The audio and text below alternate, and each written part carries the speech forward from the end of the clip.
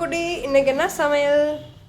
அபி அக்கா ஹாஸ்டல்ல இருந்து வந்திருக்குல்ல, அதனால அக்காவுக்கு பிடிச்ச மாதிரி சமைச்சிருக்கேன்டா. எங்க காமி காமி இங்க வா கீர்த்தனா, பார்க்கலாம்.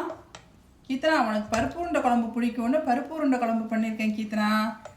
அடுத்தது திருவையாறுலேருந்து வாங்கிட்டு வந்த சின்ன பாவக்காய் போட்டு வறுவல் பண்ணியிருக்கேன். இது மணத்த தக்காளி தண்ணி சூப்பு. இது பசலைக்கீரை கூட்டு. இது பச்சை வெங்காய சட்னி. இது வெயிட் லாஸ் பவுடர் நானே வீட்டில் தயார் பண்ணி எனக்காக வச்சுருக்கேன். இது சாலடு, ஆனியன், குக்கும்பர், கேரட் 3 மட்டும் போட்டிருக்கேன். இது சாலடு. இது கெடாரங்காய் ஊறுகாய். இது நம்ம வீட்டு தோட்டத்தில் காய்ச்சது. இது சன்லைட்டில் 2-3 நாள் ட்ரை பண்ணி வச்சுருக்கிறதுனால இது ஃபங்கஸ்லாம் பிடிக்காம ரொம்ப நாளைக்கு கெட்டு போகாமல் இருக்கும். அதனால் இது எப்படி இருக்குது. இது பச்சை வேர்க்கடலையை நைட்டில் ஊற வச்சுருக்கேன். இது இப்போ பாயில் பண்ணிவிட்டு இந்த கருப்பு கவுனி அரிசி கஞ்சியோட வெயிட் லாஸ் பவுடர் கஞ்சியோடு சாப்பிடுவேன். இது எல்லா வேலையும் முடிச்சுட்டு நான் குடிக்கிறதுக்காக காஃபி. இது உப்பு.